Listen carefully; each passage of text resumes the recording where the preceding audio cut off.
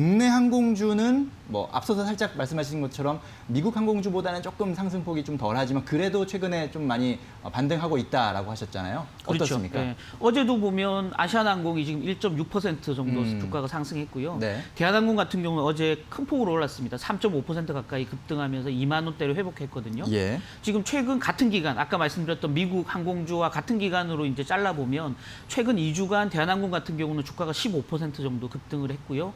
아시아나항공은 상대적으로 상승폭이 적었습니다만은 한 7% 정도 상승세를 보였거든요. 특히나 이제 좀 고무적인 부분들은 대한항공, 아시아나항공이 좀 어려워지면서 이 두 종목을 좀 속된 말로 패대기 쳤던 외국인 투자자들이 다시 예. 돌아오고 있다라는 겁니다. 그래서 특히 네. 외국인 매수세가 이 두 종목에 집중적으로 유입되면서 최근에 주가 상승을 좀 부양하고 있다, 이끌고 있다라는 점에서는 좀 긍정적인 포인트다라고 말씀드릴 수 있을 것 같고요. 예.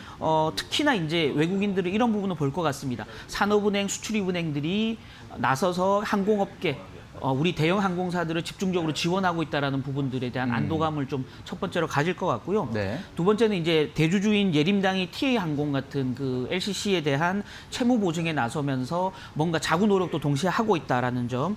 그리고 이제 진에어 같은 경우는 조기에 6월에 국제 노선을 운항을 재개하겠다고 발표한 부분들, 이런 부분들로 보면 뭔가 정상화에 대한 기대감들이 조금씩 싹트고 있다. 그리고 그런 포인트, 그런 어떤 그린슈트라고 하죠. 이게 초록색 그 새로운 싹이 이렇게 튀어오르는 듯한 네. 그런 걸 외국인들이 지금 포착하고 매수세를 이미 가담하고 있다는 점에서 좀 긍정적인 포인트다라고 말씀을 드리고 싶습니다. 그렇군요. 국내 항공사들도 이제 조금씩 국제 노선 운항을 재개하고 있고 또 정부나 어떤 산업은행, 수출입은행의 자금 지원도 지금 기대되는 상황이고 진행되는 네네. 중이고 거기에다가 외국인의 매수까지 가담하면서 뭔가 좀 분위기가 좋은 상황인데 자 그렇다면 더 좀 이 반등, 상승세가 이어질 수 있을지가 또 궁금하거든요. 어떻게 봐야 됩니까? 네, 일단은 미국 항공주들의 상승세가 얼마나 이어질지를 좀 보는 게 첫 번째 포인트일 것 같고요. 예. 두 번째는 2분기에 국내 항공사들의 영업 손실이 한 5천억 가까이 되거든요. 네. 그래서 실적은 좋지 않다. 실적 모멘텀은 좀 실망스럽다라는 건데요. 그럼에도 불구하고 지금 우리 투자자들이 항공사들에게 바라는 부분은 대한항공, 아시아나항공이 이 코로나 위기 속에서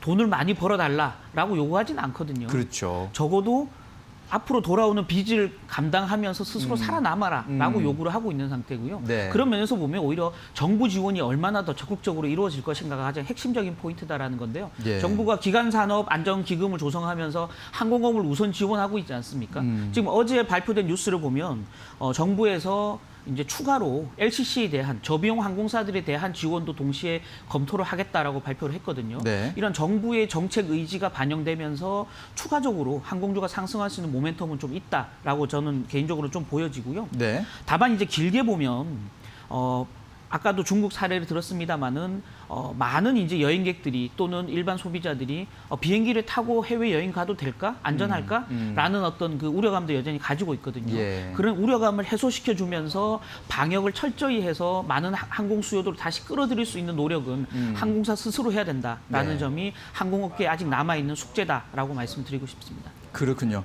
종합적으로 투자자 여러분께서도 종합적으로 상황들을 좀 잘 지켜보셔야 될 것 같습니다. 네, 말씀 잘 들었습니다. 감사합니다.